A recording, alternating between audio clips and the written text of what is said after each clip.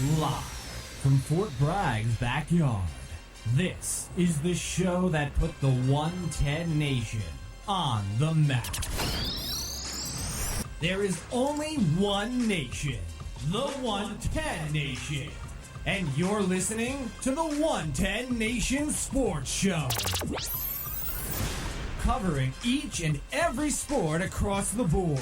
There is no sport too large or too little. It's time to talk the talk. Here we go. Here's the man, the founder, and your host, Mr. CJ Sports.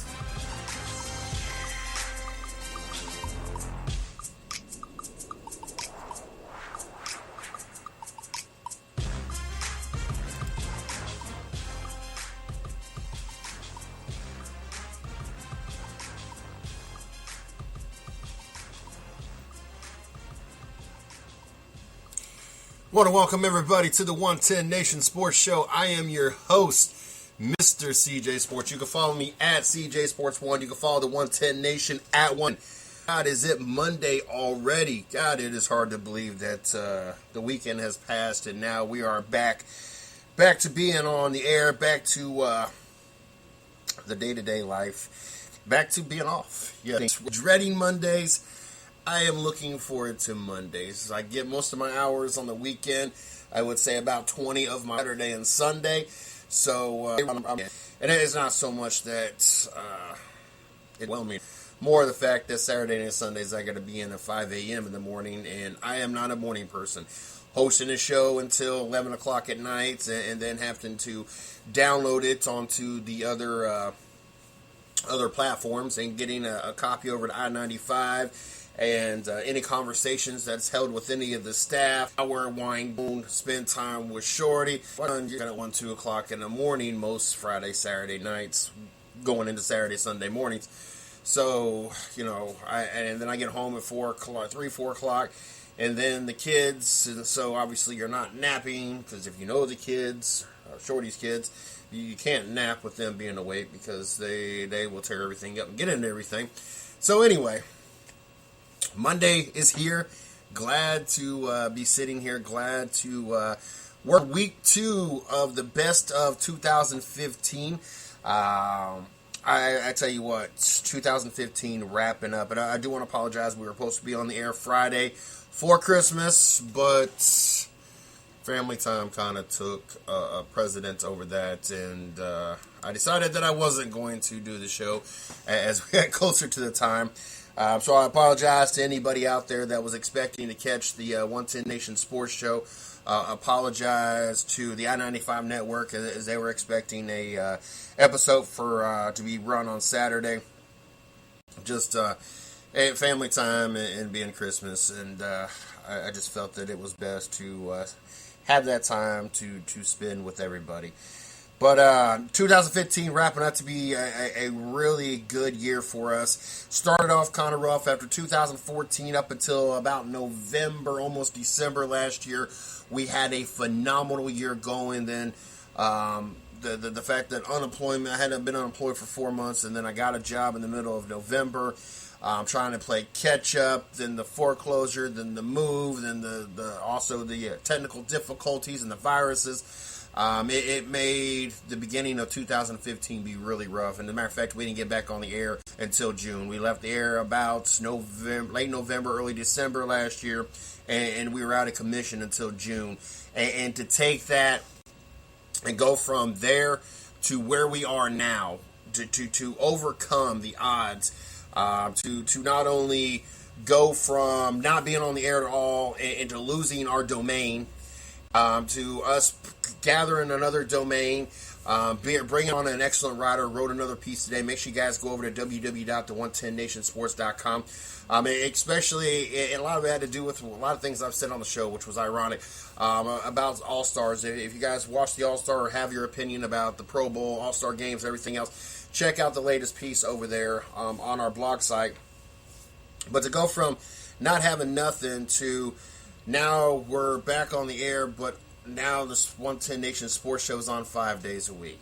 Now we have the addition of Steve Bill Myers racing with Big Sweat on Thursday night. Now we have the addition of Damian Bean's Midwest Horsepower Hour, which debuted last night. If you guys missed it, we got a special treat for you. We're going to play a segment of the show. During this show, their interview from the Australian driver Michael Cunningham was a great interview. Want to have an opportunity for you guys to kind of get a little taste of what you guys missed last night. Also, to have the new partnership with YellowCautionFlag.com. What else was I going to put out there? Bringing on Izzo to be for our NHL experts. The fact that we had Patrick Taylor for part of the year. And then I found out last night, a longtime friend of the show was co-host on Monday night to talk NASCAR. Yes, Sam Edwards is going to be making a return back to the 110 Nation. He's going to become Big Sweat's co-host on Thursday night, Racing with Big Sweat. Looking forward to having Sam Edwards back on the 110 Nation, where honestly he belongs. But that's just my opinion. I love having him on the show. I love being able to talk racing with him. Great guy. So looking forward to that. All the great guests we've had on the show. I think we had all the top 10 drivers in the ARCA series this year, which was great. The races we got to go to in 2015 was in Kentucky. Was approved for Charlotte, but rained out for the NASCAR series and for the World of Outlaws. Was approved for Bristol, but not the right ticket, so I didn't make the trip to that. Surprisingly, we got approved for Homestead, and then got to meet the Martin boys, as we've had them on the show. Just a lot of great things from a year that started off so slow for us, and we had a lot to do to kind of put our names back in the hats, and everybody remember us. I mean, we was out for 6 months, to where we're at now, to include the fact that now we are being syndicated on the I-95 Sports Radio Network, which you can catch our shows every Tuesday through Saturday from 10 a.m. to noon. Very thankful for those guys and doing that with us.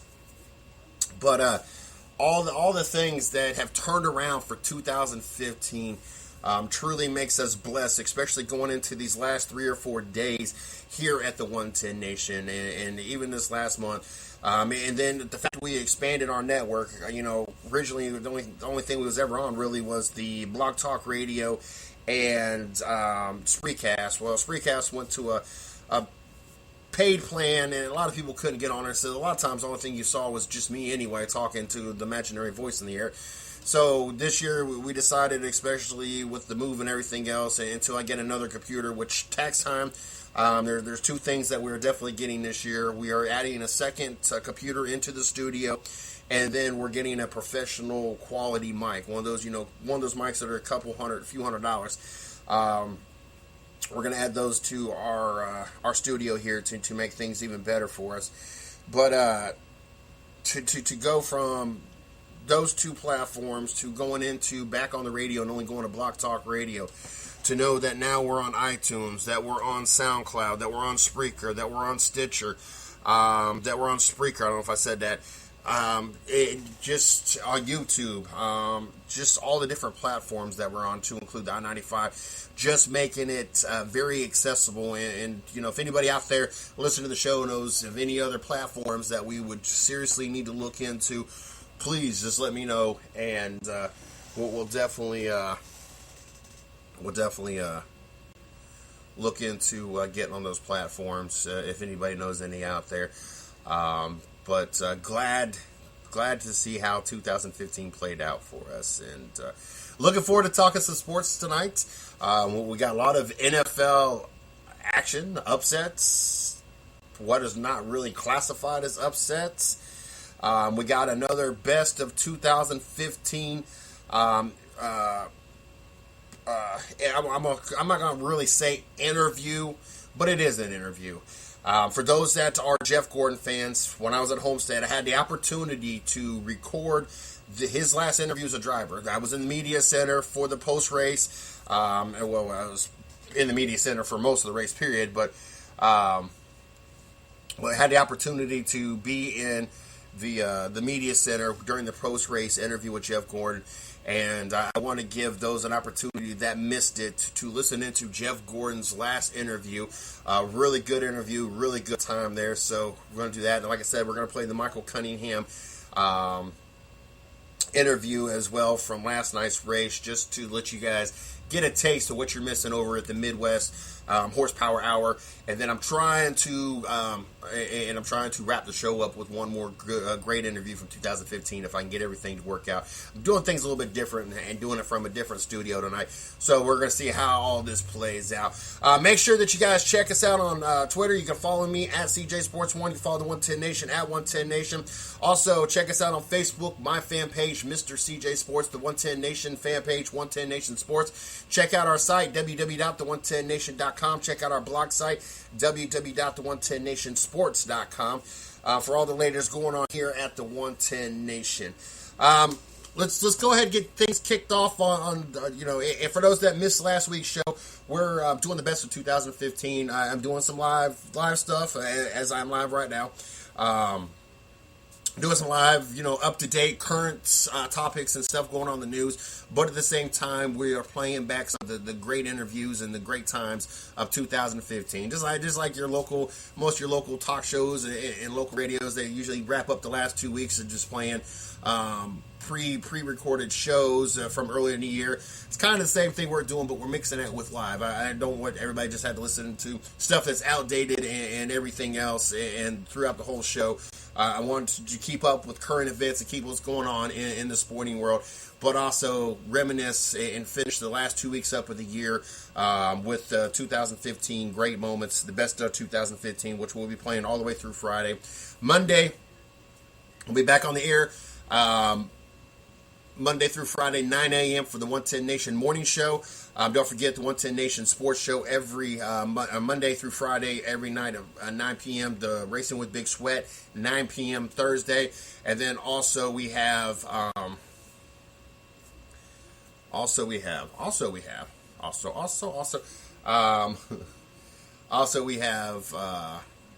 Midwest Horsepower Hour, Sunday nights, 9 p.m., all Eastern Standard Time. And just want to make sure I get those out there. So without any further delay, let's jump into the interview last night that I want to give you guys a little taste of. If you guys are into local track, sprint racing, all that stuff, we had a great interview last night. So we had Michael Cunningham, originally from Pennsylvania, come on the show last night. Moved to Australia when he was young. You'll get to hear a little bit about his background and his story.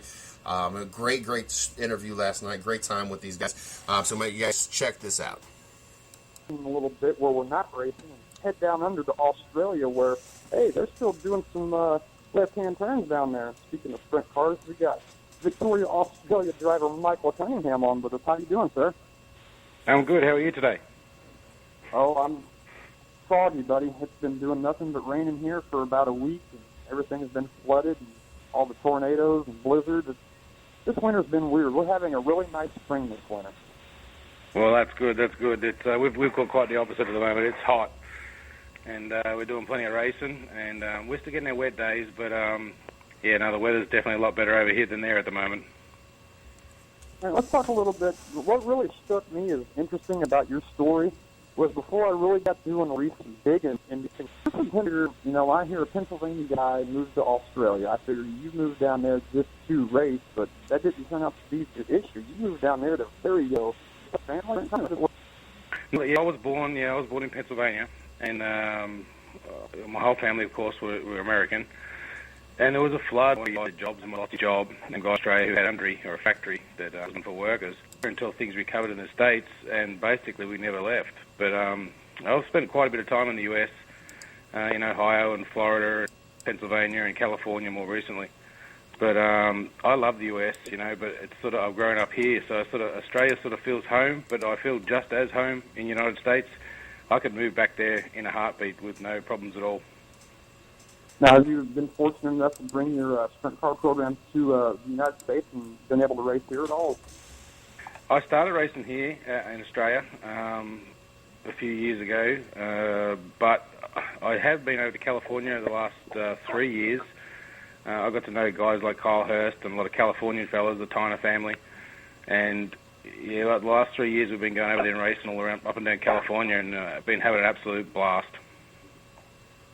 Now, is there any kind of comparison from the racing itself, or from the fans, the attitude, the lifestyle? I mean, does it translate well into Australia, or is it a completely different ballgame?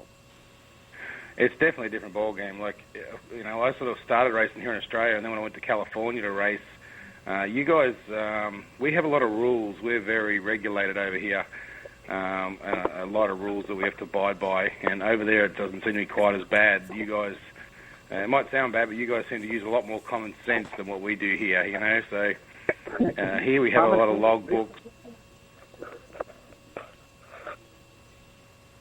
I'm sorry, go ahead. Yeah, we have to use logbooks and just a lot of rules and regulations that we sort of need to abide by. And when I first went to California, I'm like, wow, like we didn't have all these restrictions, So I quite like racing over there. It's sort of more about just the racing and less about the rules, Like you might get a couple of guys on the track to get together over there in California, or I see it happen in the Midwest as well. And they might not be happy with each other, and they'll duke it out and have a beer later in the pub, and then just play on. Now, I'm curious, with you being an Australian native and getting into racing, when you look at the American sprint car drivers, I mean, who was the guy that you grew up and you really, you could say, I'm a fan of this guy, or I want to pattern my driving style after him? You got somebody that sticks out? Look, I'd have to say Kyle Hurst, the guy in California, young fellow. We're really good mates, and he's not that much younger than me, Kyle, but his attitude towards racing is what really struck me. One of the first years I went over there, I met Kyle, and he has a really, like that guy, he doesn't mind working for it, And his whole attitude towards racing was what sort of got me with his, personality, I guess you should say. And when I first invited Kyle to come race over here with us, it was more about just having a good time. And then I sort of learnt that, hey, this guy can pedal a car too, So it was sort of a win-win. Yep. Now, before you got into sprint cars, I think I remember looking, you were like 13 or 14, you got into racing motocross for a while, and then did some mud racing and a little bit of endurance racing and cross-country racing and things like that. And then there come a point in your life where too many injuries from a dirt bike just got the best of you, and you decided to put a cage around yourself. And I found it really interesting that you were looking at your options, and you decided to go circle track racing and sprint cars just simply because of the accessibility around you. Now that, to me, says you are a true racer. Yeah, well, like you said, I spent a lot of time in motocross when I was younger, and then we did a lot of enduro racing, like you guys call them GNCCs over there, And we did that for quite a while, and then, I just had too many injuries and sort of had to give it away for a bit. And I just sort of concentrated on my business and work for quite a few years.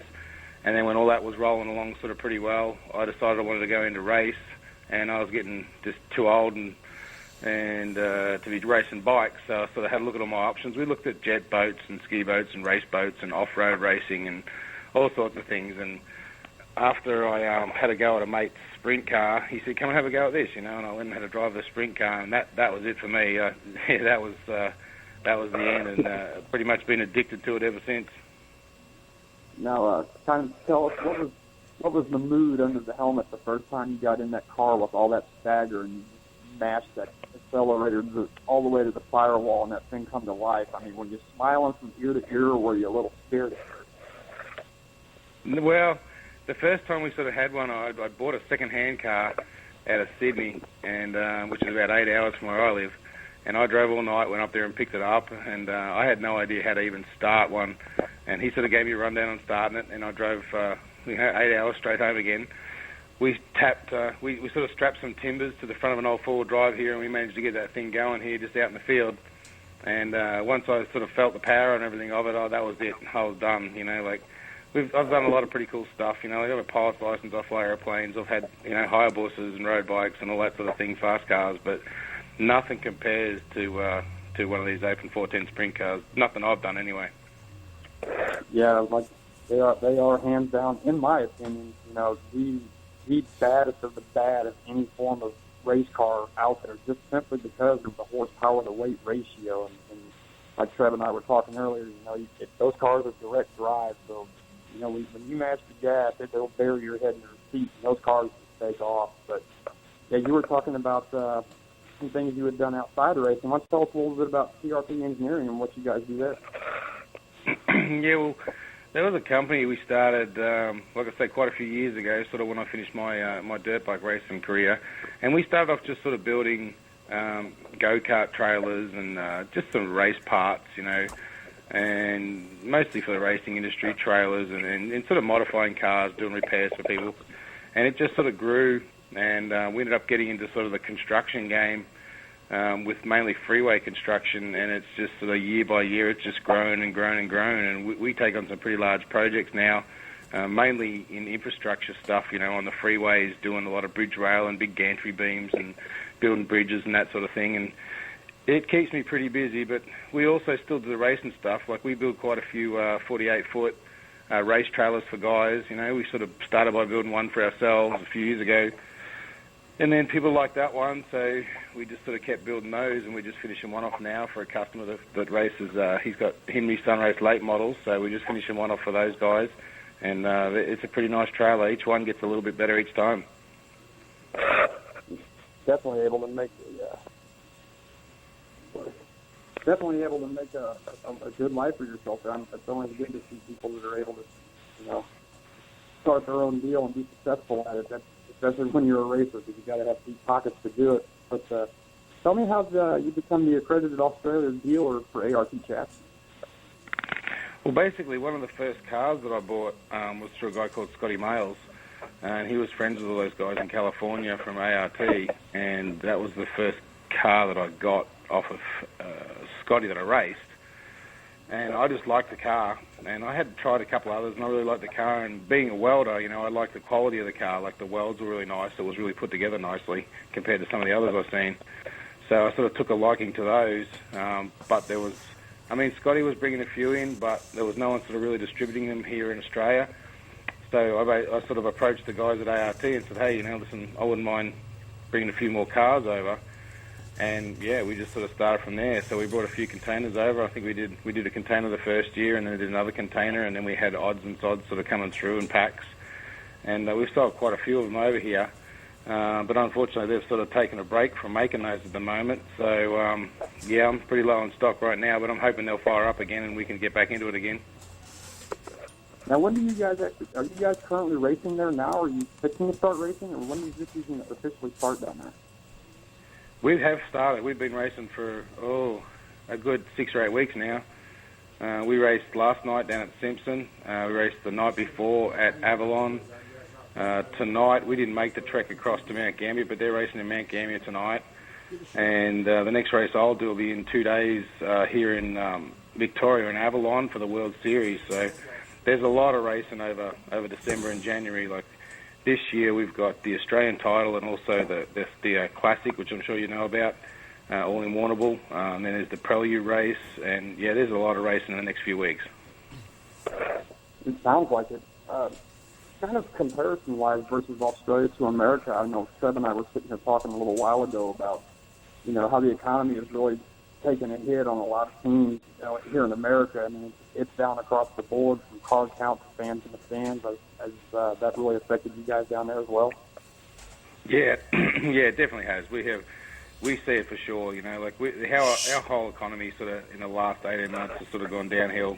It is on the rise again now. Like, a lot of our economy is driven by the mining sector in Perth and in Western Australia, and then here on the other side of the coast where we are around Victoria, it's mostly infrastructure work. And then when the government sort of stops spending money on their roads and schools and new pools and hospitals and stuff, it all hurts pretty bad. So they haven't been spending a whole lot in the last sort of 18 months.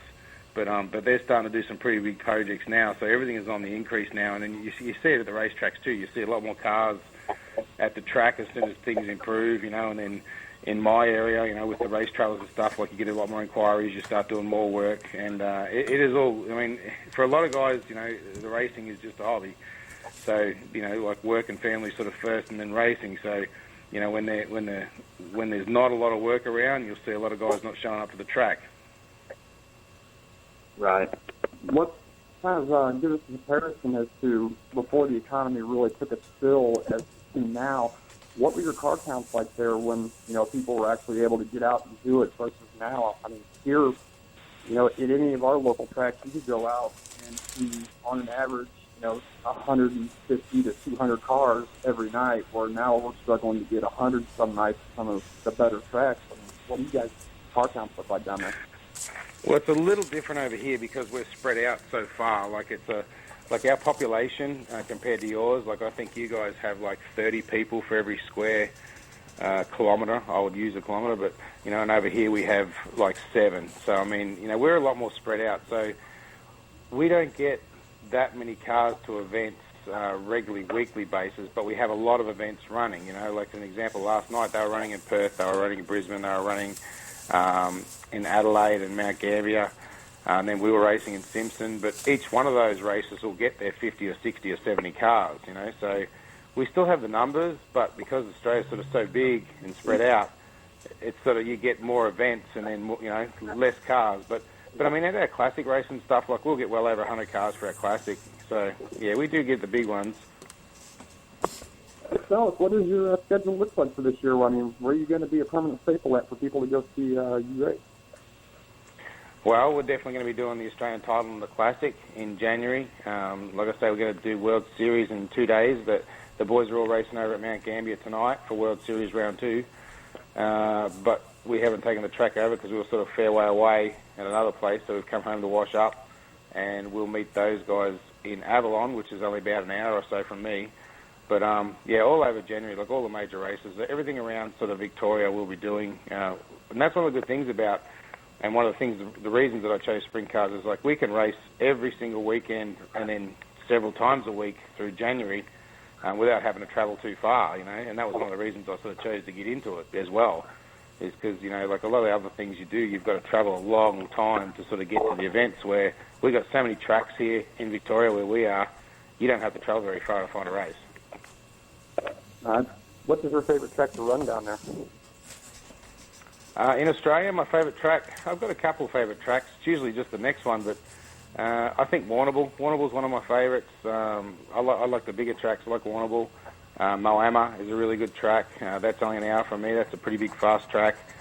But there's a lot of good tracks. I mean, you can get some tracks that'll be really good on one night and then not so much fun the other night, But California, I love the California tracks as well. Like Tulare, that place, it's like no other track I've ever been to. That one, you got to have your eyes wide open there. Now, are you the kind of guy with a driving style you prefer a tacky track, you like a slick track, a flat track versus a bank track? I mean, what's your preference as far as driving style? Well, it's funny. My favourite tracks to run out are usually sort of just where they've got a nice drive around them and they're all fairly even sort of surface. I like most tracks like that, but I think some of the best results I've had on tracks that I haven't really liked. So, it just depends. Last night at Simpson when we were racing, it was a really heavy, rough, tacky track, and we didn't do so good. But the night before we were at Avalon, and it was slick as a button, and we did pretty well. So, but I mean, I've been to Avalon also other nights when it's been really heavy and fast, and we've done good. So it's a bit to do with just how you're feeling on the night and how you're going and what your car setup's like, and a lot of it's just your mindset, I think. Right. Yeah, a lot of times you see a guy, he'll go out and have a problem in hot laps or a problem in a heat race, and you can definitely tell that translates over to his feature because, you got to keep a cool head when you're in a race car because you only constantly got to think 2 steps ahead of yourself. So, yeah, I understand where you're coming from there. But, hey, man, we really appreciate you being on. You got any websites for ART or anything like that? We can, we've got our work website, like our factory website, which is PRP Engineering, and it's .com.au, and my race website, which is just michaelcunninghamracing.com. And, there's a bit of stuff on there. They both need probably a bit of updating. I've got to get back onto that, but they're there. Right on. You have a Twitter address or anything like that? I have a Michael Cunningham Racing page on Facebook, and then I have my personal one, Michael Cunningham. It sort of blends between the two with racing. I don't really do much Twittering. I follow Kyle and a lot of my American buddies on Twitter, but I don't do much tweeting. But, I prefer to get to the track. Yeah. Well, man, we really appreciate you being on with us, and we will definitely be staying in touch with you to you can let us know how you're doing down there, and some of the bigger stories and big races and all the good stuff that's happening down under while we're up here freezing during the wintertime. So we really appreciate you being on with us, and I will definitely put all the links up to your websites up on our show page, and we hope you have a great season and stay safe and wish you all the luck. All right, well, thank you. It's been great chatting with you, and good luck with your show. Now, that was Michael Cunningham last night on Midwest Horsepower Hour. Had a great time. Definitely enjoyed sitting in the studio. Of course, I obviously me producing the show, I got to sit in the studio. But got to listen to it. As a matter of fact, I've listened to this show probably about 3 times already. As I'm trying to not only help the shows get better on all the shows here on the 110 Nation Sports Radio Network, but also learn a little bit of something. And I like to be involved with all the shows, or as many shows as possible. As of course, I do the same thing over with Racing with Big Sweat. Sit in the studio, watch for the callers and everything else. And that's kind of one of the perks of being the producer and CEO of the company. So had a blast doing that last night. But you guys need to check out that show Sunday nights, 9 p.m. Midwest Horsepower Hour, 9 p.m. Eastern Standard Time. As his first guest, as he learned the hard way for his first guest, as he forgot to make sure that the time zone issue, and the first guest ended up missing coming on the show because they were an hour off, and we was already off the air by that time. So I want to make sure I put out there 9 p.m. Eastern Standard Time, Sunday nights, Midwest Horsepower Hour. Great show. They got lineup, star-studded lineup next week. They got about 4 guests, with Swindell being the headliner of next week's show. So definitely looking forward to having the show on next week, and looking forward to being back at it, hanging out in the studio and everything else. Make sure you guys check them out on Facebook as well. You can check out Midwest Horsepower Hour, brought to you by the 110 Nation Sports. I believe that's how it's worded. But you guys can check them out on Facebook. Great. I'm not paying no attention to what I'm doing here. Great show, and looking forward to many, many more great shows here on the 110 Nation Sports Radio Network. One of those shows that have committed to us and are going to be on our network for a very long time. So very excited to be able to work with young Damian Bean, and as we work to improve our network and improve the show. Make sure you guys check us out.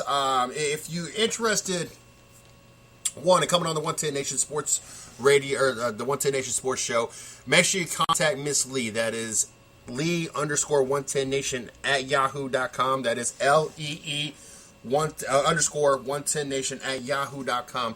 It don't matter if you're an athlete, part of some kind of athletic organization or some kind of team. Maybe you got a show or site, you want to come on and promote it, or anything sports. We've had Schultz Vision, those that do the cameras for the helmets. We've had Paul Zotto from iRacing, head of one of the iRacing leagues. We've had a bunch of different kind of guests come on, as long as it's sports related, or maybe you got some kind of charity or foundation, such as we've supported and brought on Tommy Danger of More Than Just Me. We've had we're doing something here in March. I want to say March. With Seek to Destroy Cancer, is they got a big event in our town locally. We've also been with Doug Herbert and Brakes, trying to prevent texting and driving. The guys over the Palmanar Racing Team, Pits for Poverty. We've been involved with a lot of different foundations and charities, and also have helped promote and had them on. Also the Kate Beard guys here, the local chapter, as we've done a couple years of autism awareness, just a lot of different things. So if you guys want to come on the show, all you gotta do is hit up Miss Lee. Like I said, it's LEE_110Nation at yahoo.com. Also, if you're interested in hosting or co-hosting a show, Would love to have, if you're an expert in, say, Major League Baseball, NFL, NBA, whatever the case may be, or even some other sports, or maybe you want to host your own show, as we got Saturdays wide open. We got other days that we can work things around, especially now with Spreaker allowing us to connect to the studio by Skype. But we would love to at least try to get the Sunday slot filled first. If not, we'll fill the other, the rest of the days if need be. We got time to use on the rest of them. We got up to about 5 hours worth of time, and right now we're using about 3 hours a day. 4 hours on Thursdays, none on Saturday. That's why I said we'd really like to get one Saturday. Or maybe you got a show and you would like to have it syndicated on our network. We would love to have that opportunity. Or maybe you are a writer and you would like to write for our blog site. Or maybe your specialties behind the scene. Maybe you like to run our Facebook group, help with our Facebook fan pages, Twitter, PR, marketing, whatever the case may be. All you gotta do is hit me up, MrCJSports@gmail.com. Don't forget, you can catch us on the I-95 network, Sports Network, Tuesday through Saturday, 10 to noon p.m. Eastern Standard Time. Make sure you guys check that out. We are in the middle of doing the best of 2015, as we did that 3 out of the 4 shows last week, as we took Christmas off, and we decided we was going to bring the best of 2015 starting the Tuesday show.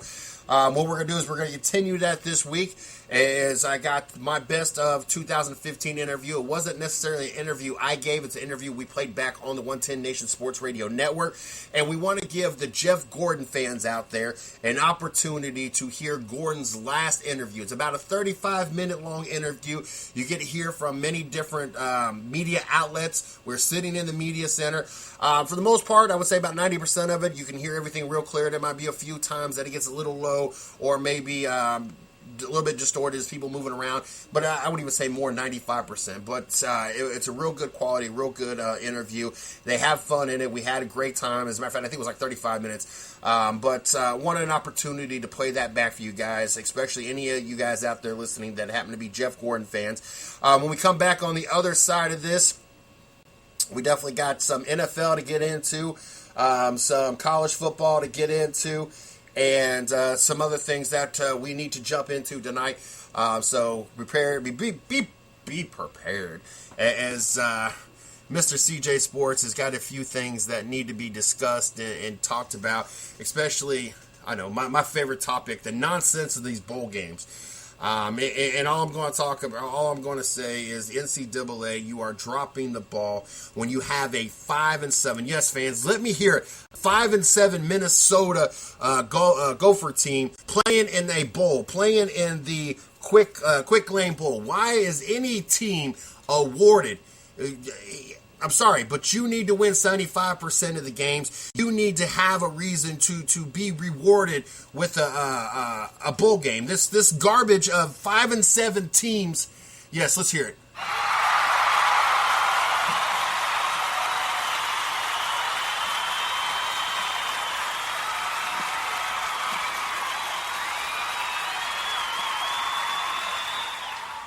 Yes, that is more noise than you're going to hear watching a 5-7 team be rewarded with a bowl game.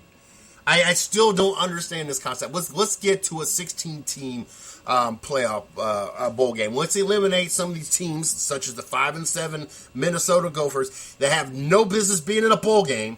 Let's eliminate that, and let's make 16 meaningful games. What is it? 16 games? There's 14 additional games than what we already have. So what? 15 meaning we got 8 the first, 4, 10. What was it? We got 8, 12, 14. Yeah, 15 games. 15 meaningful games. 15 games that people are going to watch. Who wanted to watch 7-5 Central Michigan versus 5-7 Minnesota? I mean, honestly, other than, and I bet you a lot of the friends and families didn't even make the trip to go watch this game. But those are some of the things we're going to talk in on the other half of this. But sit back, kick, enjoy the opportunity. Like I said, I'm not a big Gordon fan. Don't get me wrong. I was a Gordon fan back in the day when he was with in the Busch Grand National. Got tired of winning all the time. Have a lot of respect for what he's accomplished and what he has done in the sport. But did not end up being a long-time fan because I just, there's some sports you can watch someone win all the time or a team win all the time, more or less. That's because, like the NFL, if your team wins all the time, there's still 31 other teams out there. So there's at least 15 other games going on outside of the bye weeks, and you still got 10 or 12 other games. So if you one team, such as the Carolina Panthers, it didn't matter if they won all the time because there was a bunch of other games to watch. NASCAR, you don't get the same opportunity. If someone wins every week, that's all you got. So, got real old with that real quick. But anyway, have a lot of respect for him. Glad I had the opportunity to be there for the championship weekend. Glad I had the opportunity to be in the media center, listening to Jeff Gordon's last post-race interview as a driver. Want to make sure that the best of 2015, as we end this week, that this was one of those interviews that had to be a must, as this not only was the best of 2015 for us, it's probably the best of 2015 for NASCAR, and one of the biggest headlines in the NASCAR for 2015. The number 24 car tonight, the Exalted Chevrolet from Hendrick Motorsports, came in sixth in tonight's championship finale. Jeff, I know you gave it all you had, and certainly you went out on top as your career comes to a close here tonight. But certainly it's got to be a day of emotions and so forth. And maybe just tell these fine folks what you're thinking right now. Gosh, I'll be honest, the competitor in me, got a little bit just so caught up in the moment of the race where we took the lead, and I got really excited, and I thought, okay, we got to clean air, let's see what we have, and I knew that we needed a few adjustments. The track was really slick, and there was some. I actually felt like when I got ahead of Kyle, that we actually pulled away from him. So kind of got excited, got my hopes out there, but then Kevin started coming on pretty strong, and then we had that restart, and I knew when those guys got by me, I just didn't quite have what they had. I was just, lacking a couple little things.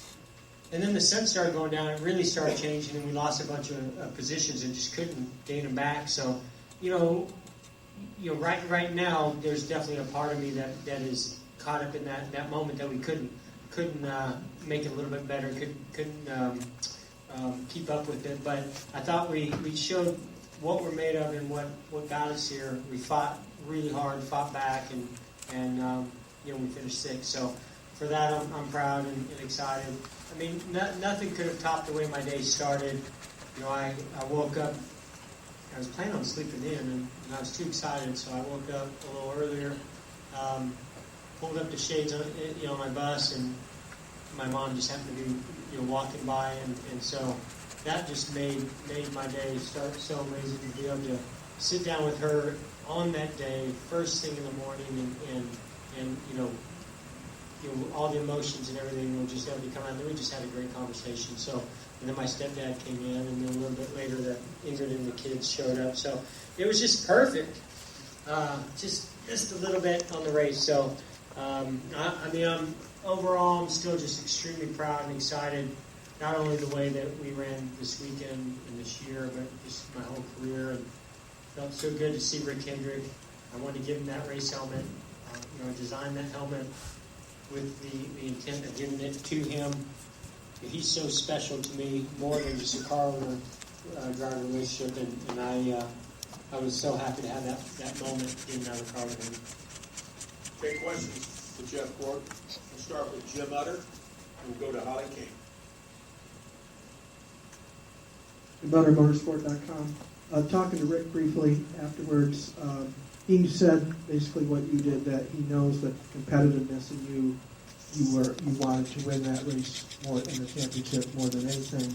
But he was so impressed with everything that has gone on today and leading up to today with kind of NASCAR giving you a send-off, and he thought that at the end that almost maybe meant as much or more than if you had won. I just wondered what you felt about everything that has transpired. Well, we all know nothing would make quite better than that and the win. But I've learned a lot in life, and there's no such thing as a perfect day. In a perfect life, just like there's no such thing as a perfect race car. They're really close and good, and times and better than the rest, but it doesn't mean that they're ever perfect. And I think had I won this race in this championship, that would have been perfect, and I don't think I could have accepted that. I wouldn't know how to. But I must say, everything that went on, from the stories I saw, folks in this room who've been covering the sport for a long, long time, who know me, the things that were written about me, things that my competitors. So now I was relaxing in the bus after that conversation with my mom this morning, and I said, I'll look up Twitter, see what the fans are doing. Little did I know my competitors were going to be tweeting out things, and man, and the emotions started going all over again. So, that's just unheard of. It's just, to me, unheard of that you're going to be going out competing against, individuals, even the ones we're competing against for the championship. When Kevin Harvick took that picture next to my car, I mean, that to me, I don't know if it gets much better than that. So in that sense, you're absolutely right, Jim. That send off, the drivers' meeting, the drivers are so competitive, and they don't show. They might have it inside them, but to show it publicly, their appreciation for other competitors just doesn't happen like that very often, and I really, really appreciate it very, very much, and it's extremely special. So the whole day, and it's not over yet. I'm looking forward to the rest of the evening as well. We'll go to Holly Kane, and then over here to Dan Wexler. Go ahead, Holly.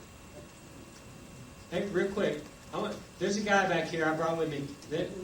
This guy right here, it just so happened, this is the timing of things, and there's been a lot of timing of things this week. It's been just blowing my mind. But I've got a lot of big fans, obviously, and this weekend, I've seen so much incredible support.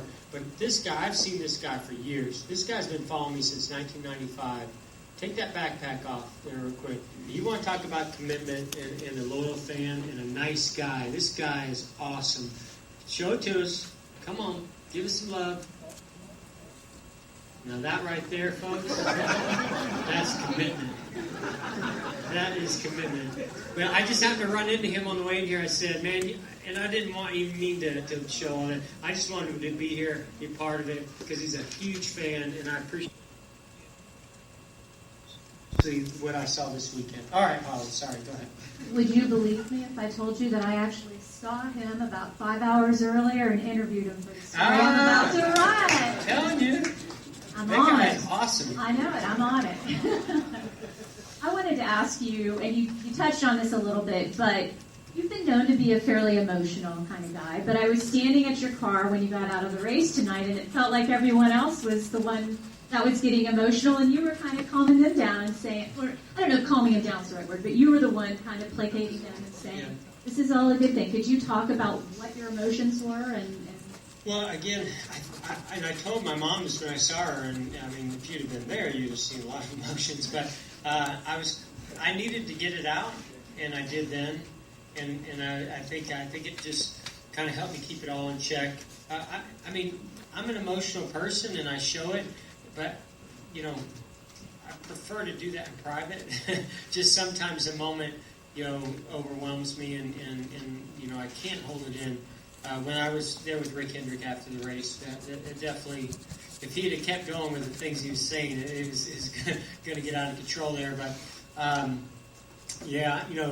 Jordan, who handles all my, what we call driver comforts, he does a lot more than that. But, he takes care of my seat, my helmet, and steering wheel, all these things that get me ready for, a race weekend. And he almost got me going right before the race started, because he's usually the last one that gives me a fist pump before I take off. And he's all choked up crying when he did it. And I was like, man, you can't do that right before I'm getting ready to pull off. So, those guys, they mean so much to me. But, I'm not going anywhere. I'm gonna see all them, and I get to, hug on them all night. Tonight we're going to go have a little party afterwards, and it's going to be fun. If I can, whatever you guys are doing with me, anyway.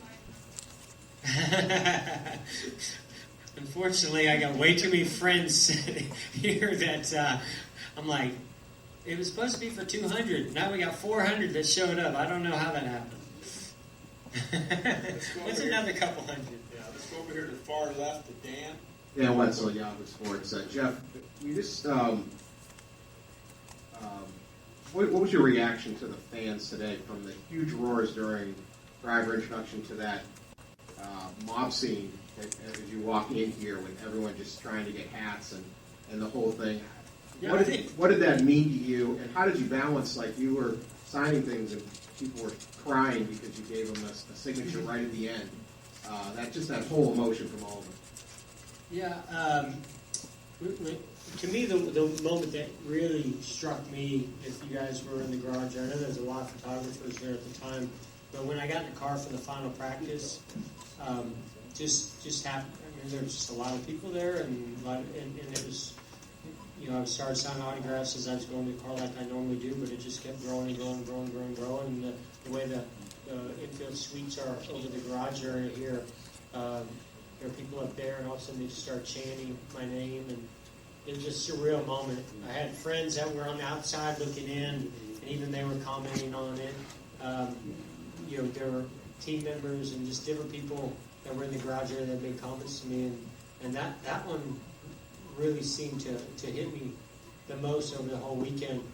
Today, the thing is, you got to understand, race day, even though it was my final race and everything, and I wanted to be as gracious and give all that I could back to fans, I had to hold back a little bit because I did want to stay focused and stay on my schedule that I and my routine that I normally go through, because I wanted to put the best out there on the racetrack that I possibly could. So it was very cool, and I enjoyed it and very, very much. But at the same time, in the back of my mind, I'm blocking out some things, getting ready for the race. But those are the things that over the next days, hours, days, weeks, months, that I'm going to go relive and just again get a huge smile on my face, and probably emotional as well for things like that, the way the fans were, you guys. I mean, my gosh, my parents and people keep telling me, yeah, don't read that one right now, and you don't want to read that one before the race. Yeah, wait till after the race. But very complimentary, very appreciative, and I look forward to pulling all those together and seeing this. It's very, very cool that the fans and the competitors and the media were treated me that way. I'll never forget it. Go to George Diaz right here on the left, and then we'll go to Jenna, and then we'll go to the press box. Yeah, Jeff over here, George Diaz, Orlando Sentinel. Getting back to the race, and the car was obviously not handling the way you wanted it to. What was the frustration factor, I presume, in at some point in the race you kind of figured out that this was going to be one of those deals that was going to take kind of a real crazy deal for you to win this thing? Yeah, but you never stop trying to improve it, trying to find things out there, trying to advance positions. You never know what's going to happen. You never knew. I didn't know what was going to happen on that final restart. So, to me, you can't ever give up. And that's the way I work. I get frustrated, and I get a little snappy in there because of that frustration, the adrenaline, the heat of the moment.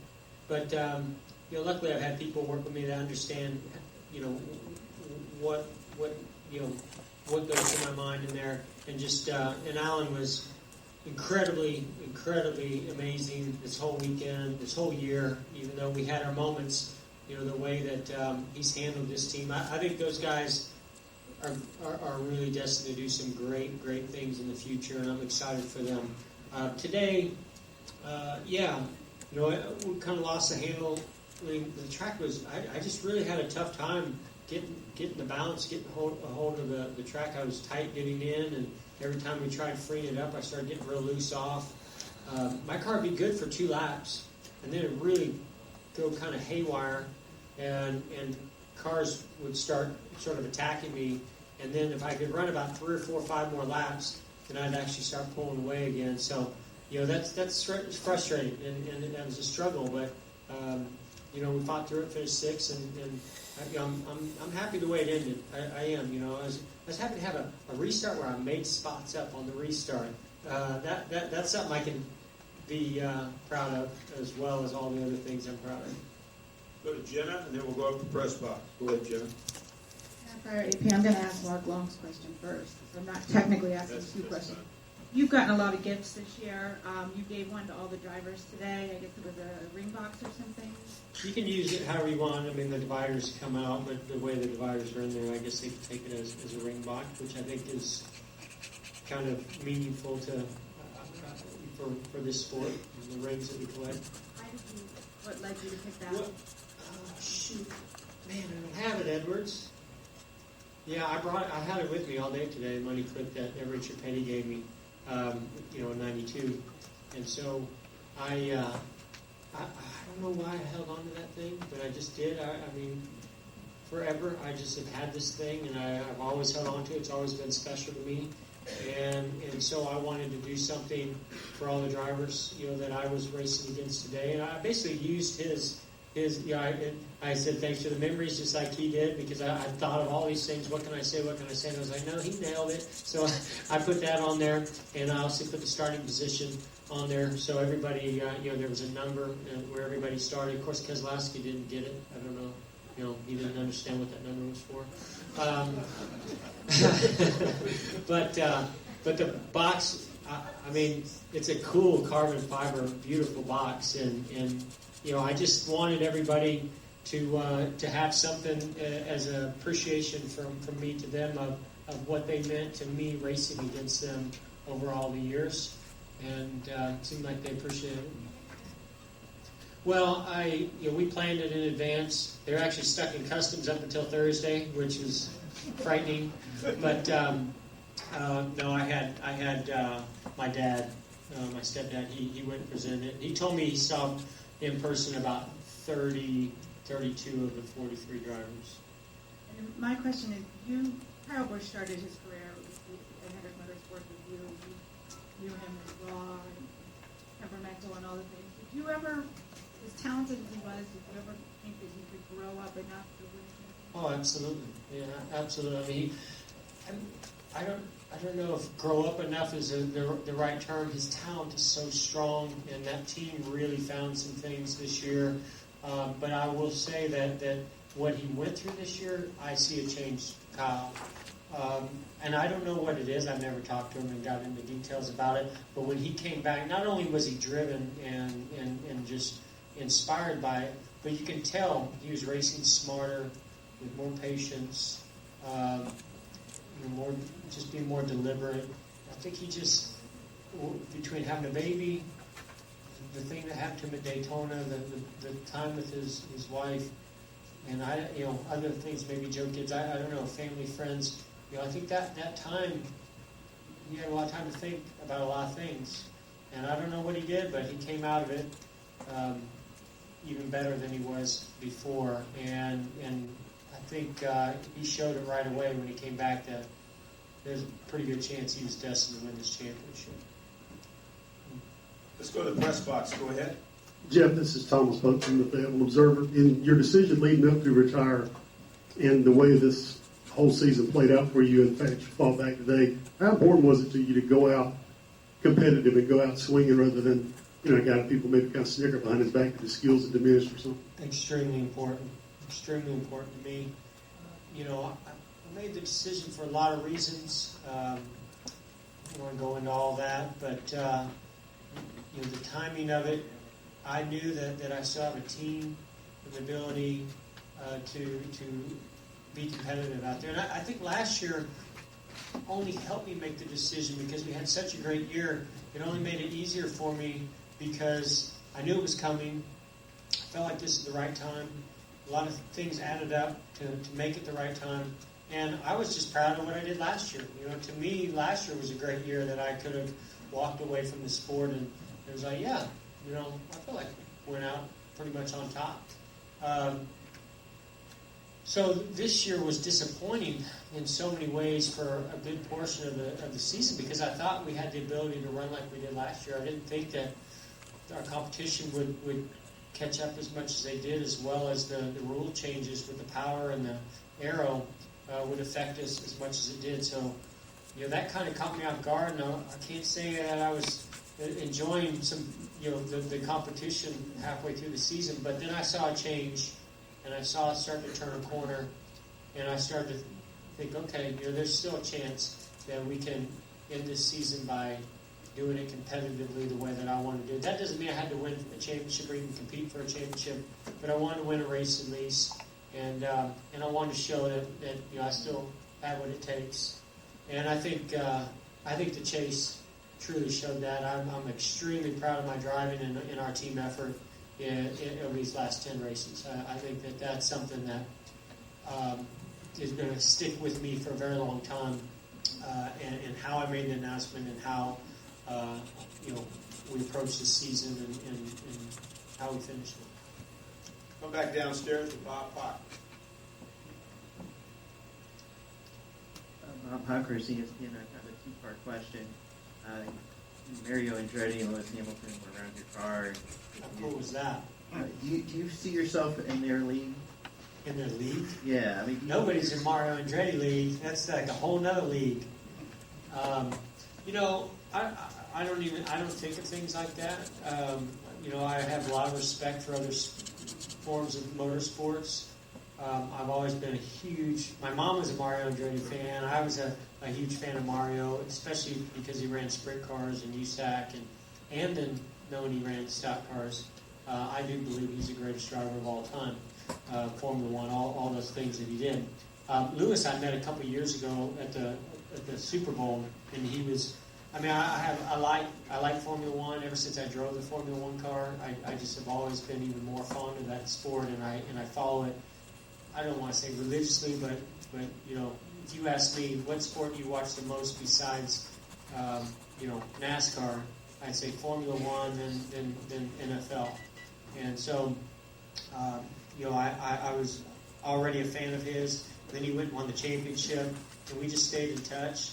And then this year, I've been in touch with him, and cheering him on, and just communicate with him. I've been trying to get him to come to a race, and it just so happens today was the race that he was able to come to, and I can't think of a better race for him to come to. So having those two guys, and I don't know if they'd ever met before. I'm not sure, because it was so cool having them at the car together and getting a picture with those three.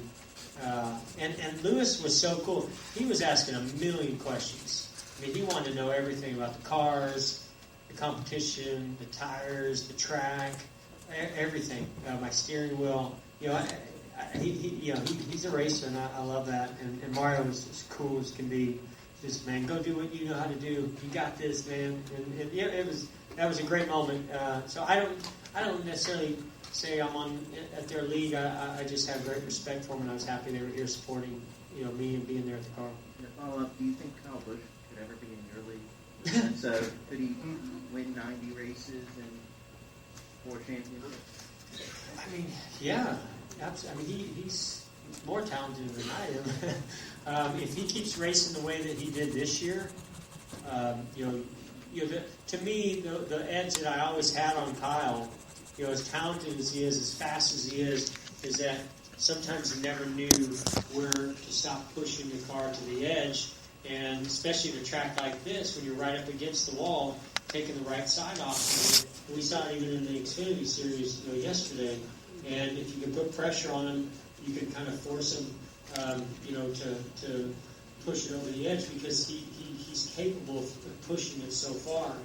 But this year I saw new Kyle Busch in one that he held back at the times when he needed to, and that's important. And if he continues on that path to do that, and the team continues to give him the equipment they gave him, then yeah, absolutely. I'm always a big believer on somebody who's been close to win a championship but hasn't pulled it off. I've said this about Jimmy before he got the championship, his first championship.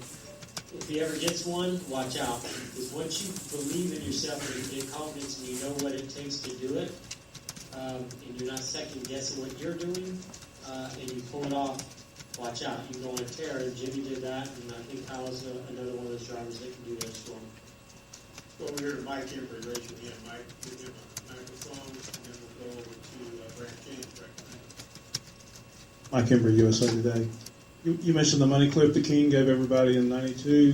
Have you actually kept that with you week to week? Have you carried it during races, or just? No, originally I just had it in a drawer, in my bedroom with other things that were memorable to me, USAC championship rings, and I think other things that were pre, 1995, where I won a championship, and then the drawer turned into a safe, and that was one of the things that I've always held on to with other memorable things. And as I've collected rings from races and championships, that's always something that stayed in that safe along with those other things. Let's go to Brant James. Go ahead. Brant James, USA Today Sports. What do you think tomorrow morning's going to feel like without a next race? Besides that, once the Aspen thing gets going. Tomorrow afternoon. or Tuesday, whenever. Yeah. What do you think it's going to feel like without a next race to look forward to for the first time in a really long time? On one hand, I'm really looking forward to that because I put so much, into wanting to be the best and be competitive that I can be for my team every weekend. That I'm kind of ready to take a shift in that, and I'm still going to, I think, apply that same kind of competitiveness to doing my job up in the booth, and some of the other things that I'm going to be doing. So I know I just have that in me naturally, but to know that I don't have to go out there and run the car, an inch off the wall, try to find another tenth or two, to some of the restarts and some testing. Definitely looking forward to not going and doing any testing. Checking out said, "Hey, would you be willing to do some testing?" I was like, "No way." But the thing that I'm going, so that I feel really good about that I'm not going to miss. But when you watch a competitor go out there and pull off a great win or pull off a championship, there's nothing like that feeling, and I'm going to miss being a part of something like that. We're going to take 3 more questions, and they're going to come from Jordan, Dustin, and we'll finish with Kelly. Go ahead, Jordan.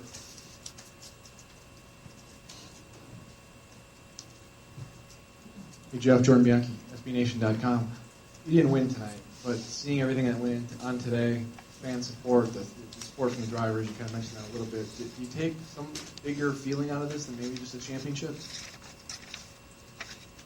Again, right now it's hard for me to give me an hour and a little bit of alcohol, and absolutely, there's going to be so much love in the air, and I'm going to be just everybody I see, talking more about the career, the moments, and what it's meant to me to have. The thing that it's so hard for me to describe because when I see these, and this is why me and my mom having this conversation was so important to me because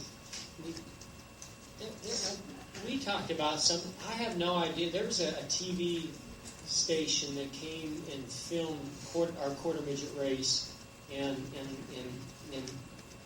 me in particular at that quarter midget race when I was like 6 or 7 years old, and I never understood why. I'm like, why did they come and do that?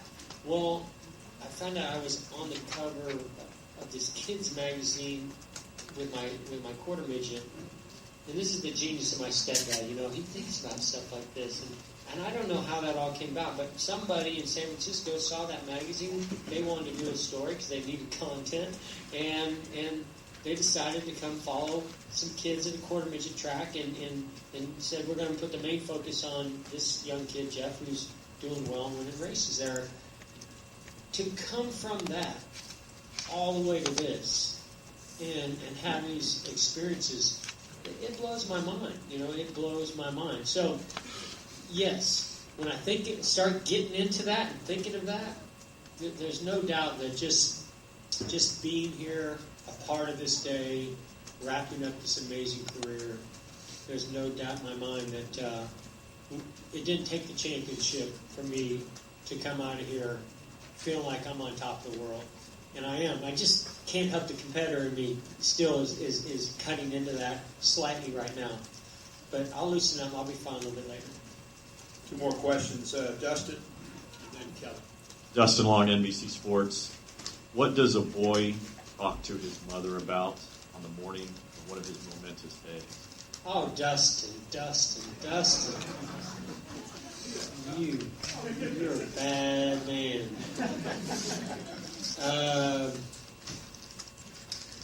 Well, of course, it started with just, as soon as I saw her, I got emotional. Before she even came in the bus, I just saw her and I said, yeah, I'm bringing her in here right now. And, she was not prepared for what was about to happen, I promise you. She walked in and we started, hugging and talking, and I just started thanking her, over and over and over again for all that they did for me to experience this weekend alone. I mean, and I had, because she wasn't at the track, so my stepdad was, and he'd go back to the hotel and tell her some of the things that were happening, or they were reading some of the articles that you very generous and sweet people were writing, because that makes parents very, very proud of their child. And so, she was, first it just started being very, very thankful of getting here and being a part of this, and how special it was that I saw her at that time, because I didn't know they were coming to the track at that time. It just happened to happen. It was perfect. And then, we just kind of followed along those lines with some of that stuff. And I said to her, oh, Mom, I wish you could have been here yesterday and saw, when I walked over the car, and it would have blown you away, because it blew me away. She's like, yeah, John told me a little bit about that. That's so cool. And then we read this article, and we read this, and that was awesome. Oh, my gosh. We're so proud. And that led to some other things that I was talking about. And then we got completely off to a different subject. So, just talking about my sister, family, life, what's going on here, just stuff like that. Had a coffee. We had coffee together. When you talk about emotional, is it tears? It's boo-hooing as loud as the person can boo-hoo. It was when she got in the bus. She was holding back. She got emotional, but she was keeping herself in check. I think she was wanting me to not lose control, so she was trying to be the stronger person. But I didn't care. I was like, I want to get it out right now before I walk out of this bus. So, there were tears pouring down my face. I was like, yes, perfect. With my mom, before the day started, I can recover from this. I think I can get through the day now. Love it. Final question, Kelly. Kelly Crandall from PopularSpeed.com. Jeff, we talked about Mom, but your stepdad said a couple weeks ago that after this weekend, it's not only an end for you, it's an end for him. Because ever since you were a child, he's been involved in some way. He's had something to do. He's had some place to go. And now he's not sure what's really next for him either. What conversations have you had with him, or what conversations do you think you'll have with him? What are you guys trying to do to me right here? My gosh. This is out of control. Can you serve some alcohol at this? My gosh. Yes. Food and alcohol would be very, very appreciative right now. He says that. I don't know if I believe him. I'll be honest. This guy loves to work. He loves what he does. And the best thing that ever happened to me was him stepping away, and then us reuniting and getting back together. And life and business and everything has never been better. But he is orchestrated, as he does so well, an incredible team surrounding me of people at JG Incorporated. He's just such a team player, and I hope that doesn't ever go away. That guy likes to keep himself busy. I don't see him just going away. I think we both want to take a step back and maybe do some different things, and I'll be utilizing his expertise as often as I can. But I think for both of us, to change our career path or our lives in a big drastic way after this year, I think is only fitting. It makes sense to me, and I couldn't be more proud. I think he's very, very proud of what he's accomplished, and it wouldn't have happened without him. And however he wants to transition, I support it 100%. Well, Jeff Gordon, I've said it before, and I'm going to say it again, class act. I hope you guys enjoy. As I was about to say in the audio, I hope y'all enjoyed. I mean, you have no idea sitting in that media center knowing that a legend of the sport for about 23 years was given his last interview as a driver and his last opinion being a driver. Now, the only thing we're going to hear him from now on is, talking from the broadcast booth. As of course, he'll be part of Fox's team next year when the NASCAR season rolls around next year. But just to have the opportunity, I mean, it still puts goosebumps on me listening to that interview, knowing that I, had the opportunity to be sitting in there and getting to hear something not a lot of people have gotten to hear. And honestly, unless you were in there, I doubt too many other people, recorded it, so had an opportunity to play it back. So unless you were there, or unless you heard, the episode earlier in the year of the 110 Nation that we played it, you've not got the opportunity to hear that interview yet. And it was kind of one of the reasons why that had to be a must for our best of 2015. Just knowing that there's not too many people out there that have had the opportunity to listen to that or hear that. I thought it was rather entertaining when he was talking about that he was surprised that the competition had caught up with him after last year. And, I talked about how this year wasn't as good as it was last year and his shock to, see the competition catch up. And, I had a chuckle, and I'm surprised that I wasn't heard, and because I know I even chuckled then. It wasn't that the competition caught up. It just, if you listen to my show, you know Gordon's name is Jeff. I should have retired 5 years ago, Gordon. That's all it was. It wasn't the competition got any better. It just Gordon, and rightfully so. I mean, 2 kids now and his age and what he's already accomplished. His motivation, his direction in life and in the sport has gone to a different direction. And of course, that was great, knowing that it was, finally his time to leave the sport, because you could see that, his priorities and everything about the sport had changed. And I just kind of chuckled because I'm sitting there thinking it wasn't so much to do with the competition catching up. It's just the fact that you've been really irrelevant. You ain't won a championship since like 2001. And you've really not been relevant in the sport. You barely even win a race a year if you're even lucky. And so, like I said, I got a lot of respect for Gordon. I know it don't sound like it. But I got a lot of respect for Gordon. And, he's been a icon in the sport for so long. And, growing up and hell, he came in the sport, 92? I was still not even in high school, or maybe just getting into high school when this man, became a professional driver in the Sprint Cup Series, and to have someone to watch, and he's kind of been there through all the phases. I mean, the Dale Senior phase, and then the transition before the Sprint Cup, then the Sprint Cup, and then the modifications, then the chase. I mean, he's iconically the way the cars have changed and been there, and back in the days of the Chevy Lumina to the COT to the generation cars, and I mean he's been there through everything, and have an opportunity to be able to witness that and know week in and week out he is going to be there. Definitely was great, and not everybody obviously is going to get that opportunity to experience watching Jeff Gordon on a weekly basis. So it was really cool to be able to sit there and sit in and listen to an icon as, they have their final, his final race in his NASCAR career. One of the bowl games that went on earlier. As a matter of fact, we'll jump into NFL real quick.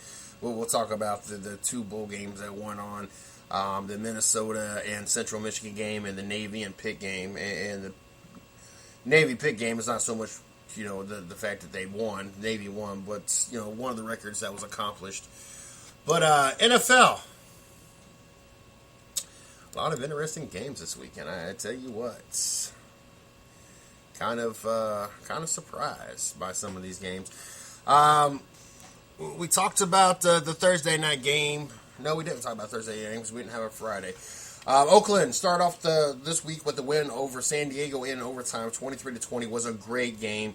Possibly the last game at the Oakland Coliseum. We'll see where Oakland's future is at next year. Whether or not they're going to be back in Oakland, if they're going to be Los Angeles. Kind of a lot of uncertainties at this point, so definitely got to watch that. And but Oakland, impressive, going to a 7-8 record. Just overall, very impressed with this team. Like I said many times, I feel that they are just a player or two offensively, and now because Charles Woodson is going to be gone, 2 or 3 players away from being a AFC division-winning caliber team. The next game that we had was Washington over Philadelphia. Yes, that was Saturday night's game. Kirk Cousins. You can say there's a lot of things you can say about Kirk Cousins, but you can't say that T1 is not the better of the quarterbacks on the Washington roster. I know that there was a lot of people wanted to hold on to the RG3 hope, and Cleveland has made a lot of stupid mistakes drafting, and this could have almost been one of them. And I am so glad that Cleveland never went into that direction. I wish they would have stayed away from the direction of Johnny Manziel, even though he's put up a couple good games so far, and almost came out victorious against the Kansas City Chiefs this weekend. Just glad that the Cleveland Browns did not draft RG3. He's a third-string quarterback now. But Kirk Cousins had another phenomenal game. Washington 8-7. They go ahead and lock up.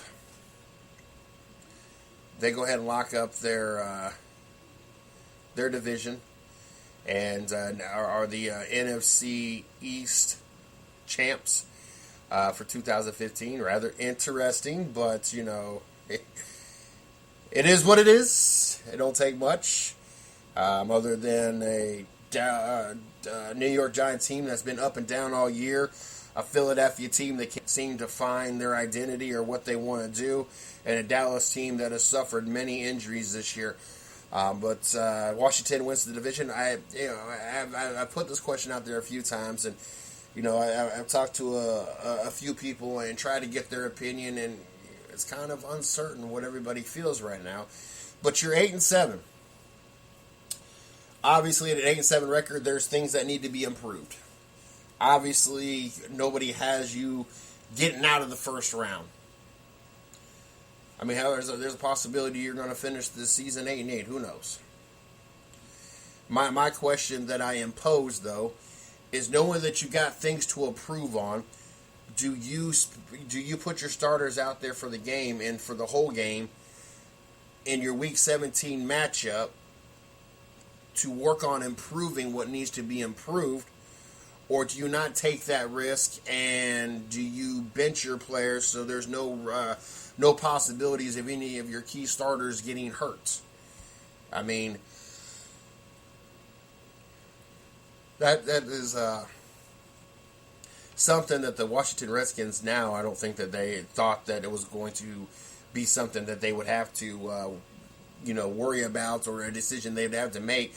But now the Washington Redskins have a decision to make, and whether or not they want to,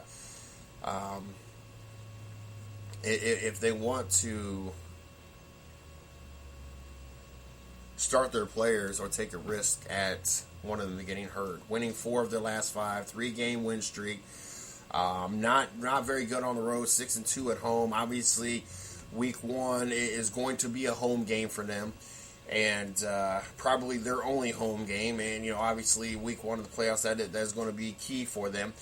But that's got to be a tough decision to make on whether do we go ahead and bench our starters? Do we play them part of the first quarter, halftime? I mean, I'm very curious to see what is a priority for the Washington Redskins, improving their team in the playoffs, getting ready for the playoffs, or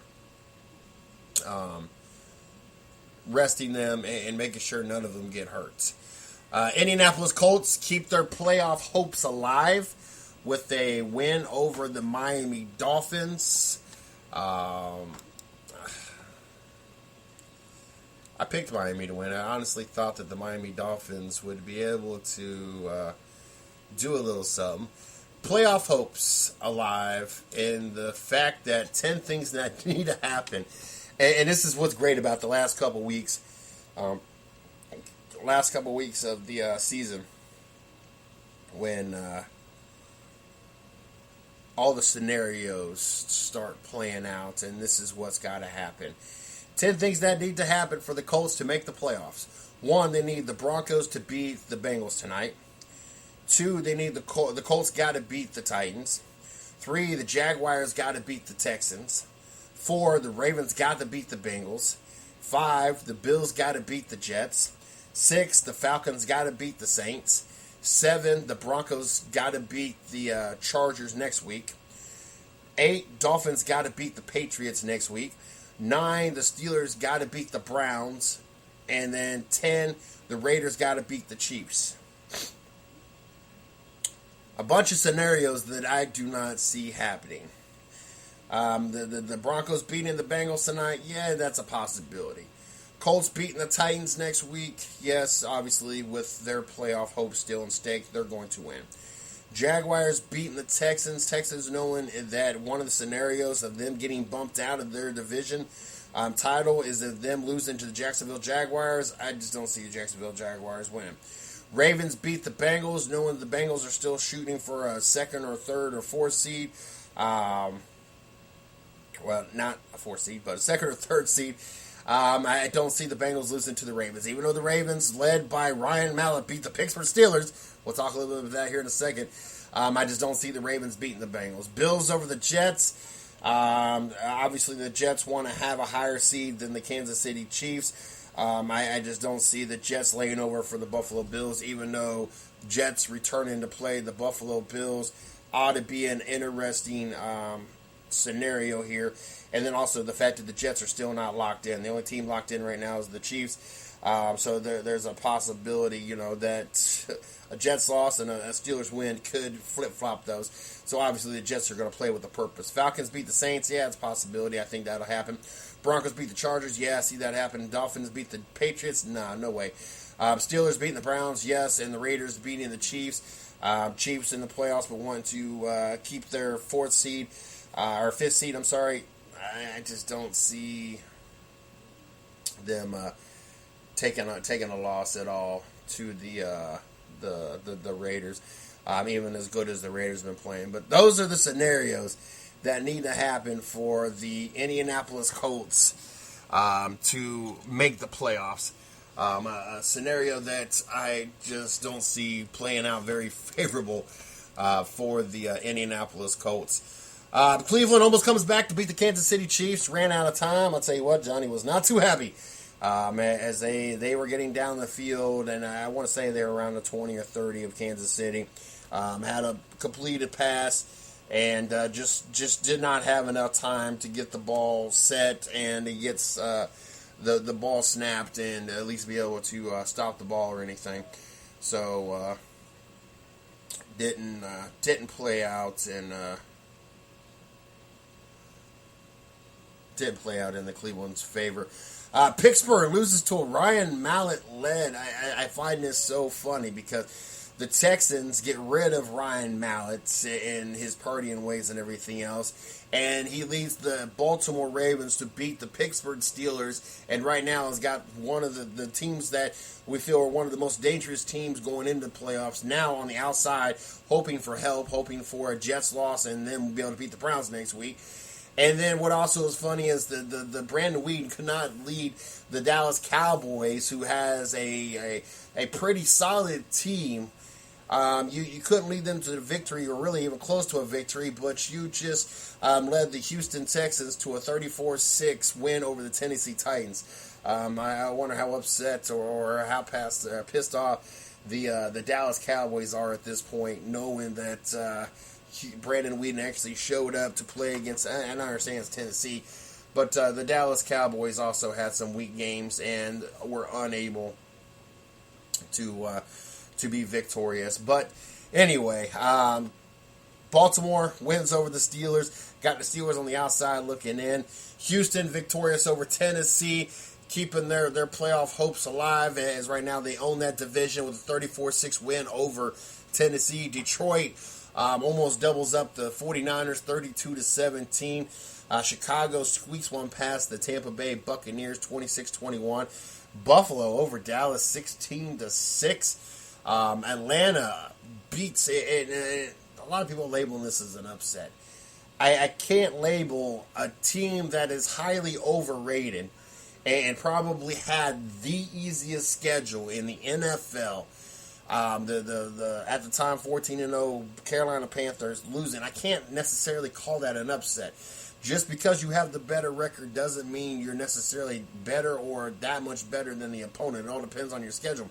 I mean, right now, almost anybody that has any kind of brain at all knows that the Arizona Cardinals are the number one team and have been the number one team in the NFC pretty much the whole year. Regardless what Carolina Panthers' record is, you can't compare the schedule. You can't compare what they have accomplished and say that Carolina is the better team if you got any brain in your head at all. Just like now, within the last couple weeks, Seattle has leapfrogged over Carolina as well. I mean, if you had any kind of brain and knew anything about football, you would know, as of right now, and the way it's been for the last couple weeks, Arizona's your number one team in the NFC. Seattle's your number two team, then Carolina being your number three team. A lot of people, I don't know why, going into this week, they still had Carolina number one. They also had them as being labeled as an upset. I can't call it an upset. If Carolina would have had just about anybody else's schedule in the NFL, they probably wouldn't have been sitting 4-0. Anybody, at least outside of the division. So them having a 14-0 record doesn't mean diddly squats to really anybody that knows anything about football, other than the fact that they beat one team that was above 500 when they played, and they've had a really easy schedule. Was I shocked that Atlanta beat them? I'm not going to say I'm shocked. I picked Atlanta to win, but I didn't.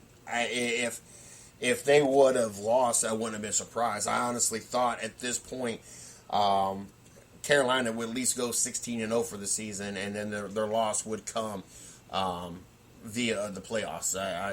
I know that they're a one-and-done team. There's no doubt to me on that. Jets, New England, overtime. Jets win 26-20 to keep their playoff hopes alive. Very, very interesting, controversial coin toss. Goodness. As the Patriots win the coin toss, but yet decide to kick the ball in overtime. Now, depending on what reports that you listen to, whether or not it was just a mistake or just used to them always kicking the ball, to I've heard that with the Jets win, that now takes the Pittsburgh Steelers out of the playoff, and nobody really wanted the Pittsburgh Steelers to be in the playoffs. You didn't want to have to play the Pittsburgh Steelers. But my question is, okay, would you rather have a Pittsburgh Steelers team that, yes, I admit, was very scary bad, and if they made it into the playoffs, they could be a serious threat of going to the Super Bowl? Or would you want to play a Jets team that you struggled to beat all game long and lost it in overtime? Do I honestly think that they gave that game away? Let me tread this correctly. I don't think that they gave this game away. Now, if they decided, yes, that we're going to give them the ball first and give them first opportunity to score on us because we don't want the Steelers in, I think that could be a possibility, knowing Bill Belichick. But I don't think that that was even something in consideration until it went in overtime. In other words, I'm saying that I think that the Patriots gave 100% effort up at least until overtime, and then once that coin toss and they kick the ball away, that could be up for debate. So I'm sitting there thinking to myself, okay, as clever as that could be for Bill Belichick to go ahead and give the Jets the opportunity to win in overtime to eliminate the Steelers out of it, especially since the Steelers had lost, I could see that being a possibility, but I know that it was a struggle up to then, and I'm sitting there thinking to myself, who would you rather play? A team that, yes, they're possibly scary bad and possibly could have beat you, or a team that just took you 4 quarters and you could not be up on them. I don't know. That's the only thing that keeps me from thinking, yes, that's Bill Belichick. There's no doubt in my mind that he went ahead and said, you know what, we're going to go ahead and give the the Jets a win. I don't see. There's something about that theory does not play out in my mind. Either way, the Jets right now control their destiny. They win, they're in. They lose, Steelers win, Steelers in. And obviously, Steelers playing the Browns. That's going to be an easy matchup for them. Not so much easy for the New England Patriots as they got to play the Buffalo Bills. And Rex Ryan coached. Rex Ryan coached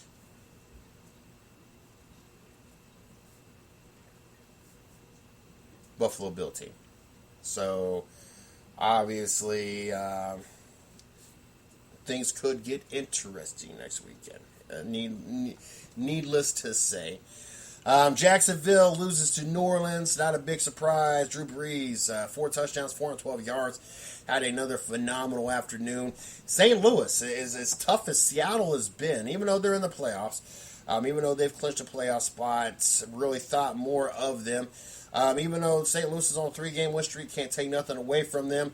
But thought that Seattle, honestly, even them being the second best team in the NFC, I still thought that they, I don't know. I surprised they lost. Let's put it that way. And then the Sunday night game, or not Sunday night game, but another Sunday afternoon game. Arizona beat the brakes off of Green Bay, 38-8. More sacks than Green Bay scored, 9 sacks, only 8 points for Green Bay. That is why the Arizona Cardinals, on their 9-game win streak, 13-2, still have the possibilities of having the number 1 seed. With an Arizona win this weekend and a Carolina loss to the Tampa Bay Buccaneers, would put Arizona in the driver's seat. And how ironic would this be? We already know that my picks from the beginning of the year were New England and Arizona, and that's still what I'm sticking with. Right now, that's the best of the best. I'm sorry, but regardless of what happened this weekend to the Jets, the New England Patriots are still the best team in the AFC, and Arizona is still the best team in the NFC. So things could get interesting. Do I think Carolina's going to lose to Tampa Bay? No, but I didn't think they was going to lose to Atlanta, even though I picked Atlanta. I still didn't think that they would lose to Atlanta. Could it happen? Yes. Tampa Bay, for some freak reason, could show up and actually play football, and Jameis Winston can actually look like an NFL quarterback instead of an NFL idiot and beat the Carolina Panthers. The likelihood of it, there's more odds that, and not much, but more odds that the Carolina Panthers will actually win a playoff game than the Tampa Bay Buccaneers will have of beating them the final week of the season. If that tells you anything. Of course, tonight's game, the Bengals and the Denver Broncos. Obviously, things really heated in the AFC, and we're going to recap that game and talk a little bit more about that tomorrow. But right now, we got the New England Patriots sitting at 12-3, obviously locked in. Cincinnati 11-3, locked in. Houston right now control their destiny in the South. Right now, Kansas City is the one locked in at 10-5, all depending on how the outcome of tonight's game comes from Denver. Kind of dictates things out in the West. Right now, Denver is not locked in, even though they're sitting 10-4. A lot of things could happen, and things could they can be in a wild card versus being in the playoffs, but they one way or another will find themselves in the playoffs. Jets waiting on whether or not they're going to beat the Buffalo Bills or not. Steelers waiting on whether or not the Jets win or not. Then they got to take care of business against the 3-12 Browns, which will be 3-13, and will be in the running for the number one draft pick. Them and Tennessee both will be sitting 3-13 more than likely. So we'll see who gets a tiebreaker on that for the number one draft pick. Either way, Cleveland's going to be sitting good with the draft pick. Out in the and then of course out in the NFC, you done got Washington locked up their playoff opportunity. Green Bay, of course, 10-5 locked up their spot. Minnesota 10-5 as well has locked into the playoff. Neither one of them is clinched for the division. It is up for grabs. Obviously, a Minnesota win and a Green Bay loss or vice versa will dictate who gets the division and who is the wild card. Carolina locked in but does not have the number one seed locked. And then Arizona locked in right now, the number 2 seed, nothing locked there. They will either be number 1 or number 2 seed. And Seattle is going to be your other. So, I mean, everybody's determined. The only thing in the NFC that there is to play for is the number 1 seed and the number 2 seed, and possibly 5 and 6, depending on tiebreakers between Minnesota and Seattle. As long as Seattle wins, Minnesota loses, both of them with a 10-6 record. So really, the only thing we got even to look forward to next week, unfortunately, but fortunately, is whether or not the Steelers will slide in or the Jets will go ahead and win.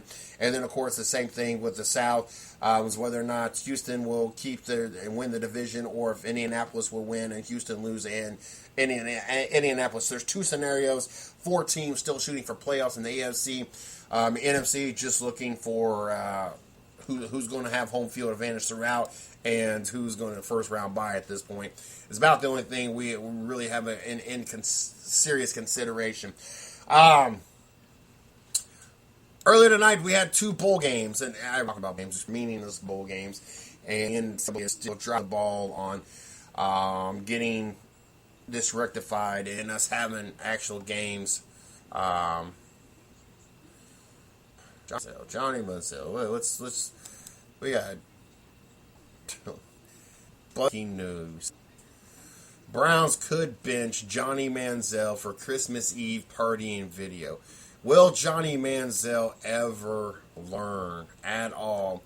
Yet another video of Johnny Manziel partying has emerged. This one apparently taken from Christmas Eve. That would appear to be the kind of thing that the Cleveland Browns told him not to do. Busted Coverage posted the video, all 10 seconds of it, on its Instagram site, showing Manziel wearing a drink for Loco, an energy drink, along with a friend while dancing and rapping.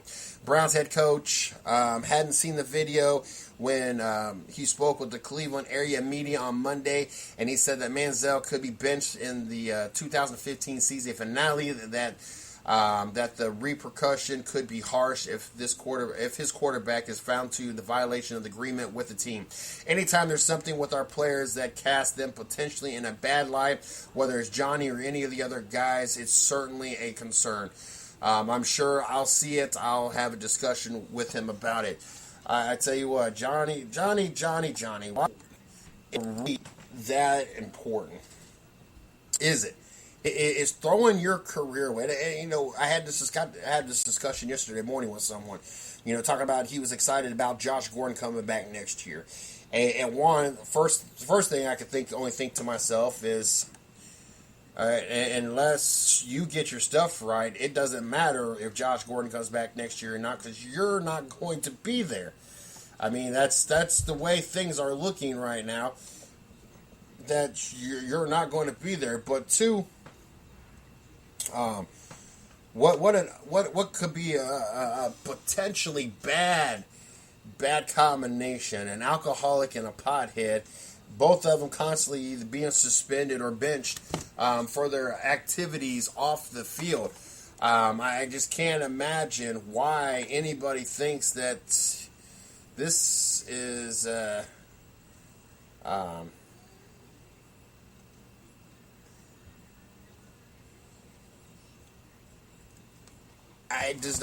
don't see how this is going to be a good combination.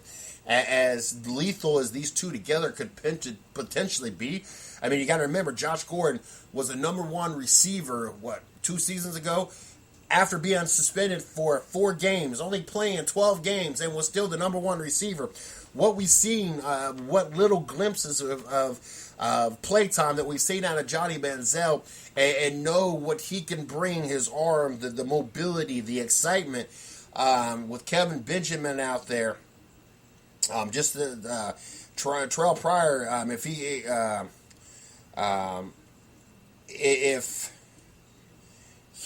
continues to have the opportunity to improve on his game skills and everything else, this team could be potentially a very high potent offensive threat, especially with having the first or second pick potentially next year. There's a lot of things that could happen to this Cleveland team over the offseason. But if you can't find a way to keep both these guys on the field and keep them out of being in trouble, it doesn't really matter. And looking forward to next season is a really premature for Johnny Manziel, especially not knowing, 1, if he's even going to be part of this Cleveland Browns team. 2, if he's even going to be able to see playing time.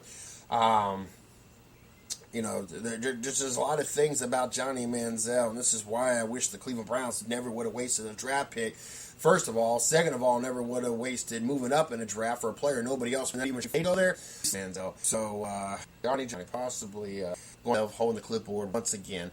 2 year, and tis the season of meaningless bowl games. We watched Navy and Picks earlier. 21st ranked Navy ends up being victorious in the Military Bowl, 44-28 over Pitt. Quarterback Keenan Reynolds had a great day. Not so much in the air. 9 of 17, 126 yards for 1 touchdown, but on the ground, rushing 24 times for 144 yards.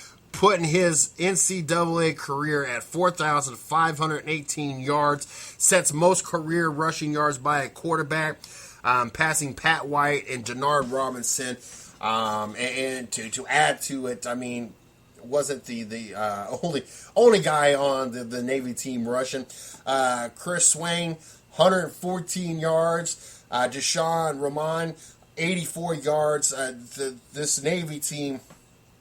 His ground attack was ridiculous. 417 yards rushing, 590 total yards. Like I said, only 173 yards in the air. Only had 18 attempts total. Wasn't a big air arsenal display, but on the ground, 417 yards. And you had two rushers over 100 yards, and you almost saw a third rusher with 100 yards as Navy wins their bowl game. And the other bowl game, and I started talking a little bit about it before we talked about the NFL. Minnesota ends up being victorious earlier tonight over Central Michigan in the Quick Lane Bowl. Now, this is where I have an issue with the bowl game. There is no reason that a team that is 5-7 is playing in a bowl game. There's also no reason that a team that wins a bowl game is still not have a 500 record. How do you reward a school, a team, by giving them a bowl for not even winning 50% of their games? And we all know that I'm not even cool with that. I mean, at least winning 50% of your games, at least that is at least somewhat reasonable. I feel if you're going to be rewarded by going to a bowl, you should be winning 75% of your games. You should be at least 8-4. I'm sorry. And yes, that would bump Central Michigan out. That was 7-5 going in this game as well. But to know that you're rewarding a college for sucking I mean, 5-7. That sucks. You couldn't win half your games. How are you being rewarded? How does the NCAA feel good and sleep at night knowing that is the horrible product that they put in their bowl games?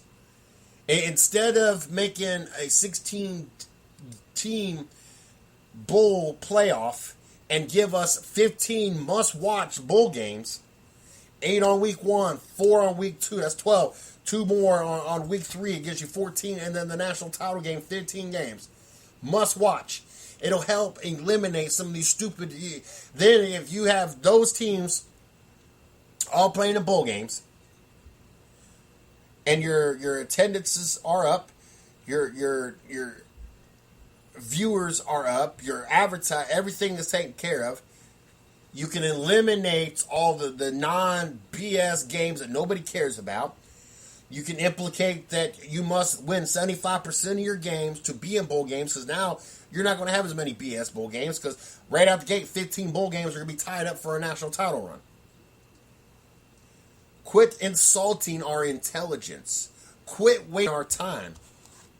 It's just how to man up, how to fix this problem, and needs to start putting a product on TV that we actually want to see.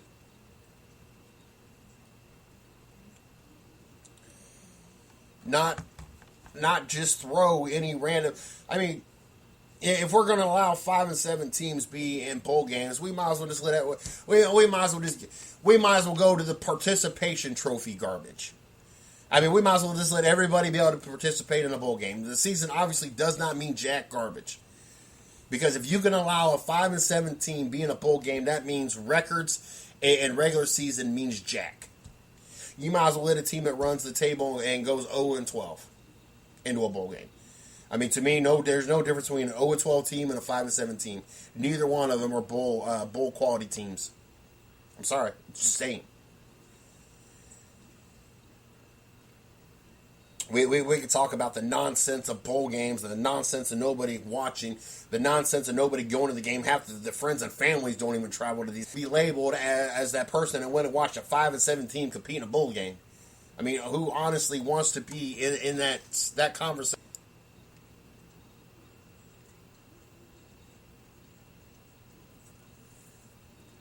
That's just beyond me. How insanely crazy that.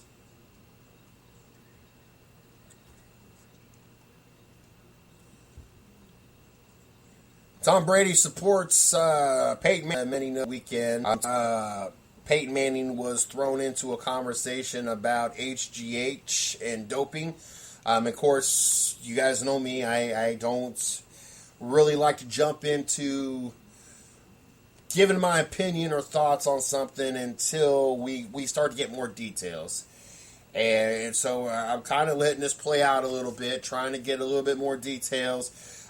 See if there's anything credible about the possibility of Peyton Manning being involved with this. I just find it hard to believe, but I'm just going to wait and see before I start giving my 2 cents on it. We just know that that's just the way I am. I'm not quick to jump at the gun. New York Yankees acquire closer Aroldis Chapman from the Cincinnati Reds. They traded for him on Monday, shunning aside concerns about an ugly domestic violence incident that could lead to a long suspension and ban ace relievers Andrew Miller and Dylan Betances. A source familiar with the deal told Yahoo Sports. Said that now the Yankees own the only 3 players last year that had 100 strikeouts. I tell you what, the Yankees are definitely trying to put themselves in a situation to look pretty good next year. And so definitely going to keep our eye out on the Yankees, and we'll see what other moves they make on the offseason. But obviously a big move, good thing for the New York Yankees in adding this piece. Definitely like the move. I definitely like where the Yankees are going with this. And obviously, definitely like them improving the team. Like I said, not a Yankee fan by any mention. A good addition to the bullpen, and definitely something that they definitely needed out there. Don't forget. I think we're getting ready to wrap out time. It's amazing. Yes, 3 minutes left. It's amazing how quick time goes by. Don't forget, you can catch us on iTunes, Spreaker, Stitcher, SoundCloud, Blog Talk Radio, and most importantly, you can catch us on the I-95 Sports Network. Make sure you check them out over i95sportsnetwork.com, or also check them out Facebook. You can find them at I-95 Sports Network and Entertainment. So make sure you guys check them out. We get played on their network Tuesday through Saturday, 10 a.m. to noon, so make sure you guys check them out and check us out over there. Also, you can follow me on Twitter at CJSports1. You can follow the 110 Nation at 110 Nation. Also, you can check out our fan page, my fan page, Mr. CJ Sports, the 110 Nation fan page, 110 Nation Sports. Check out our site, www.the110nation.com. Check out our blog site, www.the110nationsports.com. Also,